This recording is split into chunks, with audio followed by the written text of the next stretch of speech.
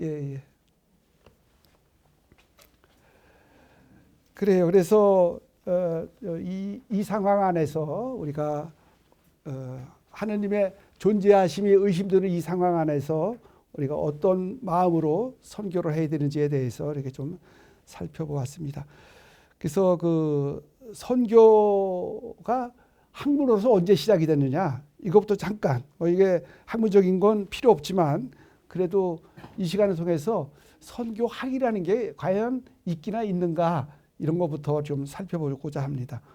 그러니까 선교학이 신학의 한 분야로 자리 잡은 거는 지금으로부터 130년밖에 안 돼요. 아주 짧은 시간이죠. 그러니까 1877년에 바르넥이라는 신학자가 대학의 선교 연구라는 책을 써낸 것이 선교학의 시작이라는 것에 많은 사람이 동의합니다. 그건 이제 개신교 쪽이고 우리는 더 늦었어요. 1910년에 독일의 뮌스터 대학에서 선교학이 개설이 됐습니다. 그 대학에서 선교학을 개설한 것이 1910년이니까 뭐 이제 한 110년 정도 되는 거죠. 정말 최근 신생 학문이기도 합니다. 교회 신학은 교회가 시작되자마자 했습니다. 예수님이 도대체 하느님이야 사람이야, 이 논쟁 때문에 교의학은 교회와 함께 시작이 됐는데, 거기에 비해서 선교학은 100여 년 전에 태어났다는 게, 그러면 선교는 교회에서 등한시했던가? 그건 아니죠. 왜냐하면 선교는 당연히 교회가 할 일이었기 때문에 이거는 뭐 생각할 여유가 없었습니다. 생각할 필요조차도 없었습니다. 그건 뭐 자명했기 때문에, 당연했기 때문에 그렇습니다. 그런데 근대에 들어서, 특별히 이제 뭐 앞으로 우리가 선교 역사를 잠깐 이제 훑어볼 터인데, 거기 근대에 들어서 이게 유럽 사람들이, 주로 유럽 사람들이죠. 아프리카나 남아메리카나 또 아시아에 선교를 하면서 이제 충격을 많이 받게 되는 거죠. 자세한 건 뭐 그때 하더라도 여하튼 그러면서 야, 이거 교회가 선교를 여기까지 와서 해야 되는 건가? 이런 이 야만인한테도 선교를 해야 되는 건가? 또 그렇다면은 지금까지 해온 선교에는 방법론적으로 문제는 없었는가? 또 비신자에게 선교를 한다는 것이 과연 이게 인권적으로 맞는 건가? 이러한 이제 의문이 생기기 시작을 했습니다. 이러한 질문에 대한 이제 어떤 신학적 반성, 또 대답할 내용을 찾기 시작한 것이 선교학의 시작이라고 볼 수가 있겠습니다. 또 하나는 막상 미개인 지역인 줄 알고 찾아갔던 특별히 인도, 그다음에 이 동아시아, 중국 문화와 인도 문화를 접한 유럽인들의 충격이 컸습니다. 고도의 종교가 있는데 이 종교에게 우리가 어떻게 전달해야 될 것인가, 이게 이제 문제가 된 거죠. 그러면 이제껏 이 사람들은 구원을 받지 못했던가? 이러한 의문에 대한 답을 하기 위해서 선교학이, 그래서 체계적으로 이제 그 선교에 대한 학문적 탐구를 시작을 한 거죠. 그래서 선교라는 것은 우리 영어로 많이 들었죠. 미션 스쿨 얘기를 어렸을 때부터 들었는데, 그러니까 라틴 말로 미시오인데 그것이, 그래서 선교 미시오라는 용어는 이제 한마디로 정의는 안 됩니다. 또 논란이 늘 있었습니다. 근데 보통 우리가 선교하면은 제2차 바티칸 공의회의 선교 교령에 나타난 것 그대로, 그 제목이 그대로예요. 그 만민 선교. 그러니까 믿지 않는 사람과 믿는 사람을 구별하지 않고 모든 이에게 하느님의 뜻을 전하는 것. 이것이 미시온이었습니다. 그래서 선교는 하느님의 말씀을 전하기 위해서 파견되는 것, 이것을 선교라고 했습니다. 하느님의 말씀을 전하기 위해서 파견, 가는 거예요. 가는 거. 이것이 그 선교의 어원적 뜻입니다. 그래서 그 말씀드린 선교교령 6항을 보면은 제가 좀 읽어드리겠습니다. 교회에서 파견된 복음 선포자들이 온 세상에 가서 아직 그리스도를 믿지 않는 민족과 집단에게 복음을 선포하고 교회를 건설하는 것, 이것을 선교라고 한다 이렇게 돼 있어요. 그래서 가장 키워드는 하느님의 말씀을 전하기 위해서, 하느님의 말씀 이걸 전하기 위해서 파견되는 거, 가서 선포하는 거, 이것이 선교라는 개념의 우선 이해가 될 수 있겠습니다. 그래서 제2차 바티칸 공회에는 선교 교령을 통해서 순례하는 교회는 그 본성상 선교하는 교회다. 그러니까 교회는 그 본성이 선교하는 교회다. 이것이 선교 교령 2항에 나오는 이거 정말 명제 같은 말이죠. 교회가 존재하는 이유는 선교 때문이다 이거예요. 그런데 이것이 이제 2차 바티칸 공회 65년도에 이제 생겨난 폐막을 하면서 선교 교령이 채택이 됐는데 그 10년 후에 2차 바티칸 폐막 후 10년 후 1975년에 그 바오로 6세가 반포된 현대의 복음 선교라는 선교 회칙이 이게 또 이제 논란이 되기 시작을 했습니다. 왜냐하면 거기서는 선교라는 말 대신 복음화라는 말을 썼거든요. 그래서 선교와 복음화가 이제 양립을 하게 된 거예요.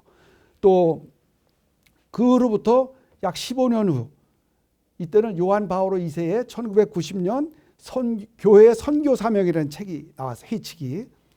그래서 여기서는 또 전임 교황 바오로 6세가 복음화를 강조했다면 이 회칙은 선교를 또 강조한 거예요. 그러니까 이것이 이 주안점이 복음화와 선교가 왔다 갔다 했고, 또 어떤 분들은 뭐 뒤에 살펴보겠습니다만 선교라는 미시오라는 이 단어가 시대에 뒤떨어진 거다.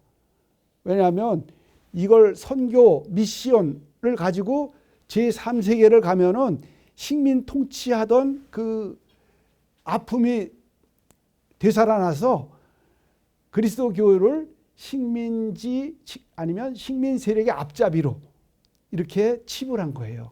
그래서 이 단어 쓰기가 힘들어서 복음화를 썼다. 이건 없애버려야 된다. 그러면 선교를 없애면은 간단할 것 같은데 이 선교의 동기가 없어지는 거예요. 이게 선교사들의 그럼 난 뭔가 이런 정체성의 혼란이 왔다는 거. 이것이 이제 선교 개념 이제 뭐 몇 가지만 이렇게 지금 말씀을 드려봤습니다. 그래서 우선 선교와 복음화라는 말이 있는데 이것을 이렇게 간단하게 이렇게 성경적 개념과 우리 가톨릭이 이야기하는 개념을 두 가지로서 이렇게 설명을 한번 또 드려보겠습니다. 다시 한번 말씀드리자면 선교를 나타내는 미시오의 어원은 우선은 사명으로 번역을 하는 것이 좋겠다. 사명. 그래서 보내어지는 거. 그래서 그 보내어지는 거 그냥 보내는 게 아니라 어떠한 임무를 주어서 보내니까 이게 사명이 되는데, 사명의 수행이 선교라면 아모스 예언자. 그래서 아모스 7장 14절에 15절의 말씀을 보면은 아모스 예언자가 이런 얘기를 해요. 나는 예언자가 아니다. 돌무화과를 가꾸는 사람이다. 그런데 주님께서 나를 붙잡으셨다. 그리고 나에게 이스라엘에 가서 예언하라고 하셨다. 그러니까 하나님의 말씀을 전하는 이 불가역성, 돌이킬 수 없이 해야 되는 것, 이것이 선교라고 볼 수가 있겠습니다. 또 바오로 사도는 로마서에서 이 말씀을 좀 하고 있죠. 로마서 10장 9절입니다. 예수님을 주님이라고 입으로 고백하고 마음으로 믿으면 그 사람은 구원을 받을 것입니다. 그리고 13절에는 주님의 이름을 받들어 부르는 이는 모두 구원을 받을 것입니다. 그런데 우리가 많이 듣던 성경 구절이 로마서 10장 14절에 15절의 말인데 제가 읽어드리겠습니다. 자기가 들은 적이 없는 분을 어떻게 믿을 수가 있겠습니까? 듣지 않으면 믿을 수 없다는 거죠. 선포하는 사람이 없으면 또 어떻게 들을 수 있겠습니까? 파견되지 않으면 어떻게 선포할 수 있겠습니까? 그래서 17절은 그러므로 믿음은 들음에서 오고 들음은 그리스도의 말씀으로 이루어집니다. 그러니까 우리가 구원받기 위해서는 예수님을 믿어야 되고 또 예수님을 믿으려면은 들어본 적이 없는 분은 우리가 어떻게 믿을 수 있겠습니까? 그러니까 들려주는 사람은 또 선포가 돼야 되는데 그 사람은 파견되지 않으면 우리가 들을 수 없다는 거죠. 이런 일련의 과정이 선교라고 볼 수가 있겠습니다. 그래서 미시온은 이제 가는 거예요. 사명을 받고 가는 거. 우리 교회도 본성상 존재 이유가 선교라 그랬어요. 그래서 교회의 그 정의 중에 하나가 순례 중인 교회라고 그랬거든요. 교회는 가는 거예요. 우리가 교회의 지체니까 우리도 가는 거죠. 그래서 선교도 가야 이루어지는 겁니다. 우리가 이제 누차례 이렇게 듣게 되는 마르코복음 28장 19절에서 20절 예수님이 승천하시면서 제자들에게 유언으로 남겨주신 거죠. 그러므로 너희는 가서 모든 민족을 내 제자로 삼아 아버지와 아들과 성령의 이름으로 세례를 베풀고 내가 너희에게 명령한 것을 지키도록 가르쳐라. 보라, 내가 세상 끝날까지 너희와 함께 있겠다. 그 가서 제자 삼고 세례 베풀고 가르치는 거, 그 전제가 가라는 거죠. 너희는 온 세상에 가서 또 마르코복음 16장 15절도 똑같잖아요. 너희는 온 세상에 가서 모든 피조물에게 복음을 전하라. 또 요한복음도 마찬가지죠. 20장 19절에 보면은 아버지께서 나를 보내신 것처럼 나도 너희를 보낸다. 가라는 겁니다. 그래서 우리는 가야 되는 거예요. 근데 어디로 갈지 잘 모르겠는데 예수님은 고맙게도 그 요한복음 14장 6절에서 나는 길이요 진리요 생명이라고 그러셨어요. 예수님이 길, 더 웨이, 정관사 더를 붙여서 오직 그 길을 가라는 얘기죠. 그 길만 가면 궤도에서 벗어나지 않으니까 우리가 그 길을 가야 합니다. 그래서 가되 그럼 어느 길을 어떻게 가야 되는가? 우리가 예수님이 하신 길을 가시면 될 것 같아요. 예수님은 나자렛에서 태어나셔서 자라시다가 30세가 되셔서 가셨습니다. 어딜 가셨냐면 세례를 받으셨고 세례를 받으셔서 광야에 들어가셨죠. 그래서 광야로 가라는 겁니다. 우리도 예수님처럼 광야로 가야 됩니다. 그러니까 우리가 미드바르라고 했는데 그 광야를 히브리 말로 미드바르라고 해요. 그거는 미드라는 말은 이제 말하는 장소를 나타내는 정치사하고 뒤에 바르는 바사르.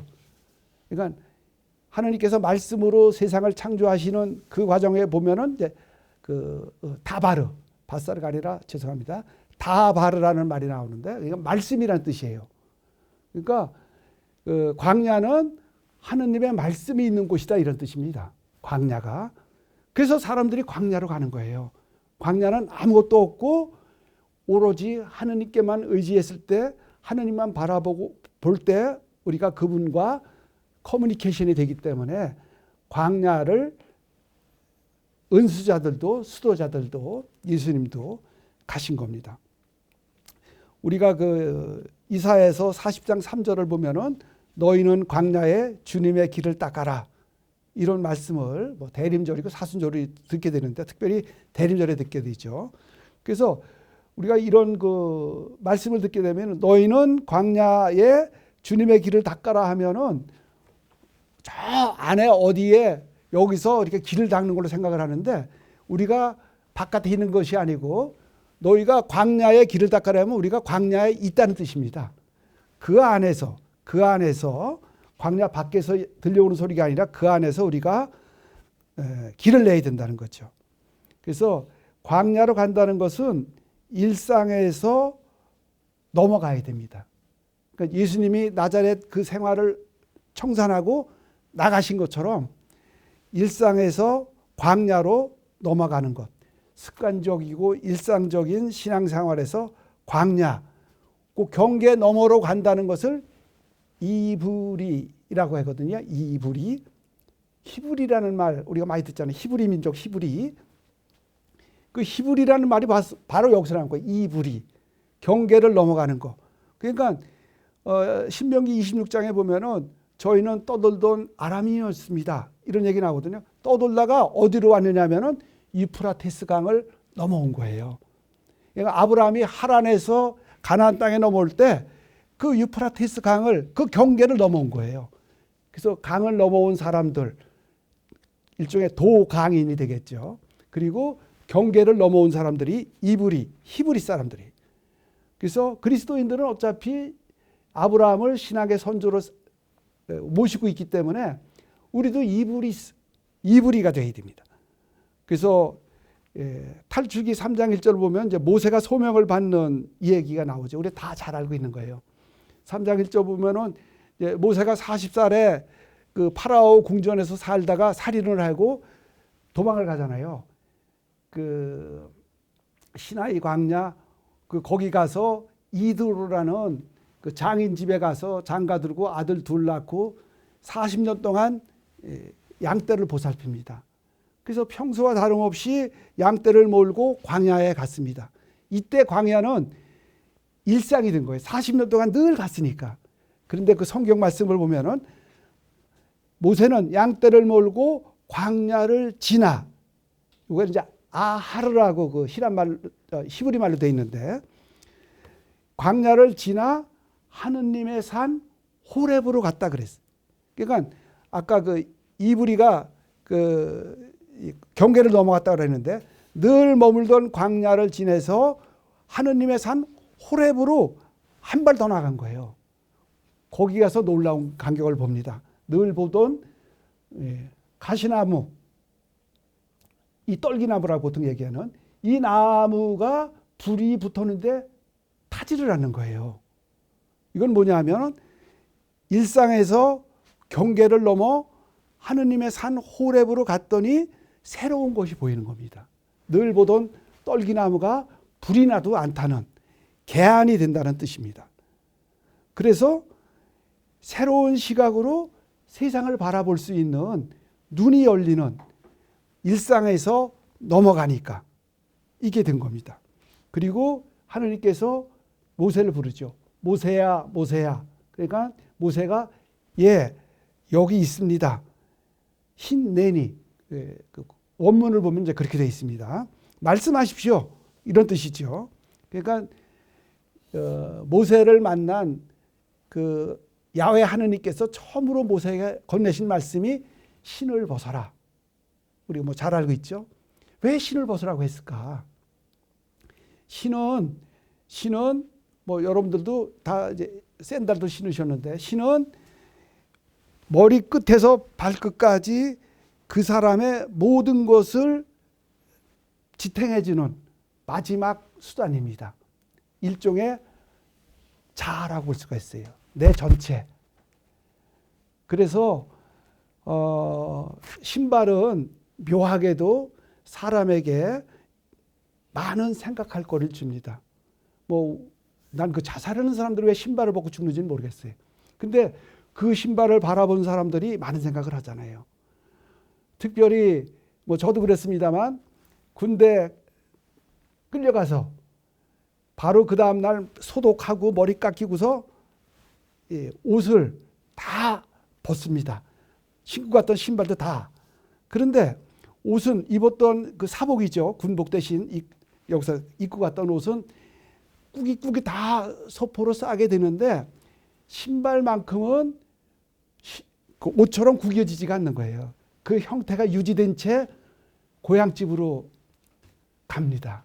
그러면 그 소포를 열어본 어머니가 울지요. 왜냐하면 그 때 묻은 운동화짝, 구두짝을 보면서 그 아들이 또 아들을 지탱했던 그거를 보고 울게 됩니다. 그 사람 자아, 본질을 나타내고도 있습니다. 그래서 신을 벗으라는 것은 첫 번째가 내 오래된 자아를 내려놓아라. 하느님과 대화에서는, 하느님과의 만남에서는. 이것이 첫 번째고, 두 번째 신을 벗는다는 것은 재산 목록 1호입니다. 그게 광야 생활을 하려면 거칠기 때문에 맨발로선 도저히 생활을 못해요. 그래서 신을 신어야 됩니다. 재산 목록 1호입니다. 뭐 우리야 옛날 분들이 집신을 심었지만 여기는 다 가죽 신이죠.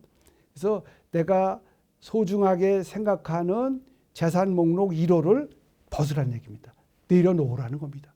그럴 때 더 소중한 하느님을 만날 수 있다는 거. 또 하나는 이제 가죽으로 만든 신발이기 때문에 가죽이라는 것은 죽은 동물의 사체로부터 얻어낸 거예요. 그러니까 그 이스라엘에서는 죽은 동물, 사람도 마찬가지죠. 사체는 부정한 것으로 여겼어요. 그러니까 깨끗한 지극히 거룩한 하느님과의 관계에서 부정한 가죽, 죽은 동물의 사체로 만든 가죽신은 벗어야 된다는 겁니다. 부정을 떨쳐버려야 된다는 거죠. 또 마지막으로 니사의 그레고리오의 해석에 의하면 창세기 3장 21절을 보면은 아담과 하와가 에덴 동산에서 쫓겨나는 거예요. 그때 아담과 하와가 옷을 입었을까요? 안 입었을까요? 그때는 옷이 없었잖아요. 그러니까 온전히 나체해 있었어요. 그래서 그때 아담을 그린 그 그림, 그러니까 온전히 그러니까 시로라기 하나 걸치지 않은 남자의 그림을 뭐라 그랬는지 혹시 아세요? 전라남도. 없었던 거예요. 알몸이었는데 이제 죄를 짓고 나서 최초의 패션이 무화과 잎으로 앞을 가렸다고 이제 나오죠. 그런데 하느님께서 에덴 동산에서 쫓겨낼 때는 가죽 옷을 입혀서 보냈다고 3장 20절에 돼 있어요. 이거는 뭐냐? 불순종의 상징이거든요. 가죽 옷은 아까 가죽 샌들이라 했잖아요. 그러니까 불순종을 떨쳐버리고 순종할 때 하느님과 대화가 가능하다. 이런 뜻이에요. 신발을 벗어라.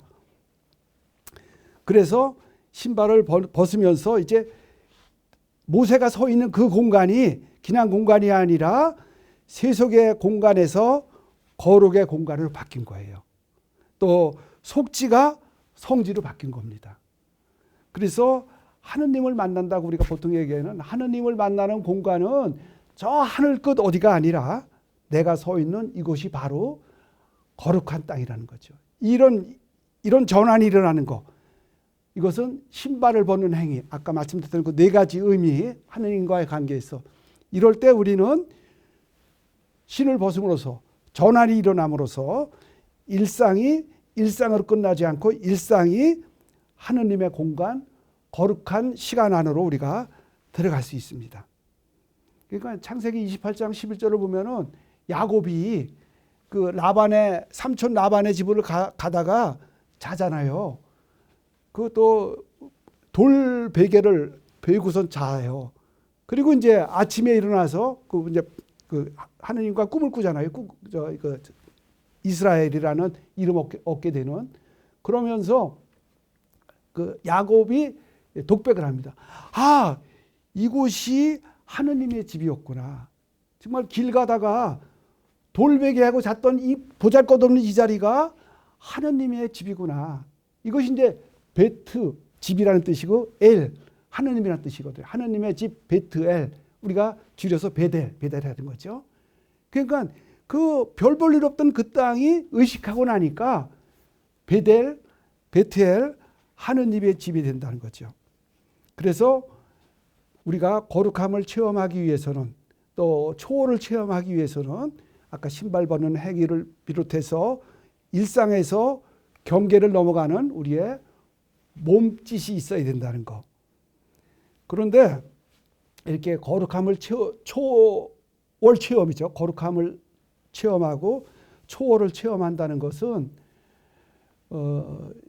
벗어야 산다는 그 책을 쓰신 홍성남 신부님 아시죠? 그 서울교구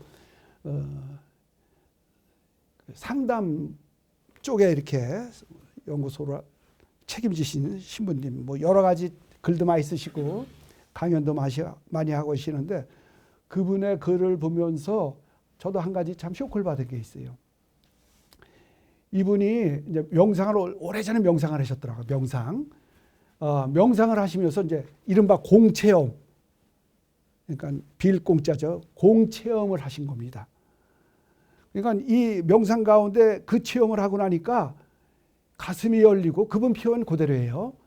하늘이 보이고 그리고 온갖 풀들에게서 생명 기운을 느꼈습니다. 그리고 자유로움이 가슴을 가득 채웠어요.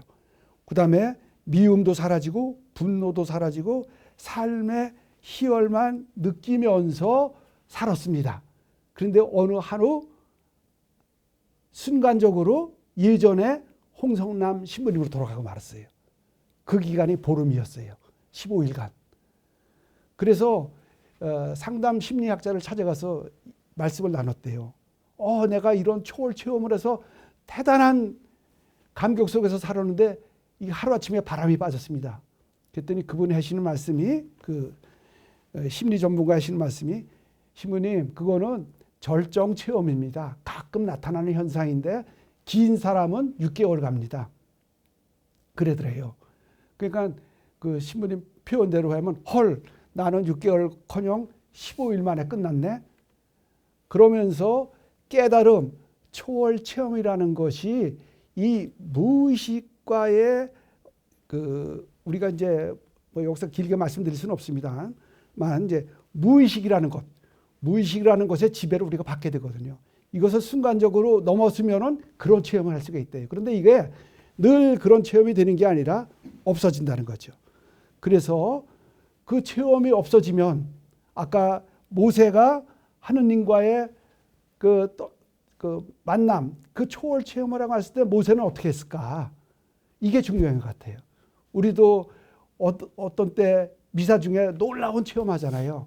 기도 중에 아니면 성경 읽다가 정말 더 읽지도 못하고 성경에 얼굴을 묻고 이렇게 꼼짝 못하던 체험이 아마 있으실 거예요. 이런 체험 후에 우리가 어떻게 살아야 될까? 이것을 한번 이렇게 생각을 해봤으면 좋겠습니다. 그래서 잠깐 이렇게 텀을 뒀다가 그러면 거룩하고 초월 체험을 한 다음에 우리가 어떻게 살아야 될 것인가에 대해서 이어서 말씀을 드리겠습니다.